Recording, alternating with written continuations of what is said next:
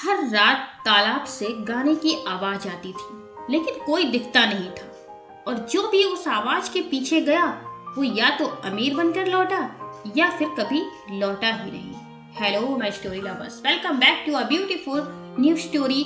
तो आज की जो स्टोरी है वो है एक जलपरी की। गांव के किनारे एक पुराना गहरा तालाब था। दिन में शांत, लेकिन रात होते ही वहां से एक मीठी और मन मोहने वाली आवाज आने लगती थी। ऐसा लगता जैसे कोई दर्द भरा गीत गा रहा हो। गांव वाले कहते थे वो जलपरी है, तालाब की रानी जो किस्मत बदल देती है। लेकिन कोई नहीं जानता था कि वो किसकी किस्मत बदलती है और किसकी छीन लेती है। उसी गांव में एक गरीब मछुआरा रहता था। नाम था गोपाल। टूटी झोपड़ी, फटा जाल और उसकी बीमार माँ। कई दिनों से जाल खाली ही लौट रहा था। घर में चूल्हा ठंडा था। गोपाल की आंखों में थकान थी, लेकिन दिल में उम्मीद अभी भी जिंदा थी। एक रात जब भूख और मजबूरी ने उसे सोने नहीं दिया, तो वो चुपचाप जाल लेकर तालाब की ओर चला गया। आधी रात थी, चारों तरफ सन्नाटा। जैसे ही उसने जाल पानी में फेंका, वही आवाज फिर से गूंज उठी। क्यों ढूंढते हो मुझको अंधेरी रात में? गोपाल के हाथ कांप गए। उसने इधर उधर देखा, पर कोई नहीं था। तभी पानी में हलचल हुई। चांदनी की रोशनी में पानी चढ़ा और तालाब के बीचों बीच एक खूबसूरत आकृति उभरी। लंबे सुनहरे बाल, चमकती आंखें, आधा शरीर इंसान का और आधा मछली का। डरो मत गोपाल, वह मधुर स्वर में बोली। मैं तुम्हारा ही इंतजार कर रही थी। गोपाल हक्का बक्का रह गया।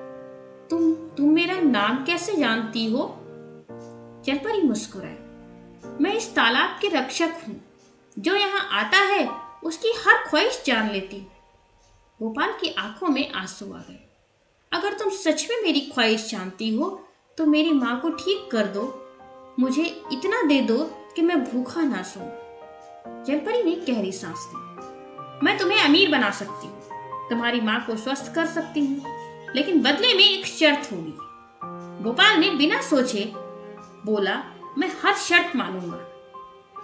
जलपरी की आंखें अचानक गंभीर हो गई। आज के बाद तुम कभी लालच नहीं करोगे। जितना मिले उतने में संतोष करोगे। और अगर एक भी दिन तुमने लालच किया तो तुम्हारा सब कुछ वापस चला जाएगा। सिर्फ धन ही नहीं, तुम्हारा सबसे प्रिय भी। गोपाल ने तुरंत हामी भर दी। मुझे मंजूर है। जलपरी ने पानी में हाथ डुबोया। अगले ही पल गोपाल का जाल भारी हो गया। जब उसने जाल खींचा तो उसमें मछलियां नहीं बल्कि सोने के सिक्के चमक रहे थे। उस रात से गोपाल की तो किस्मत ही बदल गई। उसकी झोपड़ी अब पक्के घर में बदल चुकी थी। माँ स्वस्थ हो गई थी। गांव वाले हैरान थे। गोपाल अब सम्मानित आदमी बन चुका था। शुरू शुरू में गोपाल ने जलपरी की बात याद रखी। जितना मिला उतने में ही खुश रहा। जरूरतमंदों की मदद भी की। लेकिन धीरे धीरे उसके मन में एक और ख्वाहिश जन्म लेने लगी। अगर एक जाल में इतने सिक्के मिल सकते हैं तो रोज क्यों नहीं? उसके भीतर का लालच धीरे धीरे बढ़ने लगा। एक दिन उसने सोचा, बस एक बार और जाल डालता, ज्यादा मिलेगा तो क्या बुरा है। वह फिर रात में तालाब पर गया। जलपरी फिर प्रकट हुई। गोपाल, क्या तुम्हें मेरी शर्त याद है? गोपाल ने नजरें झुका ली, लेकिन दिल में लालच हावी था। मैं बस थोड़ा ही चाहता हूँ, आने वाली पीढ़ियों के लिए। जलपरी की आंखों में दुख था। लालच कभी खत्म नहीं होता गोपाल, सोच लो।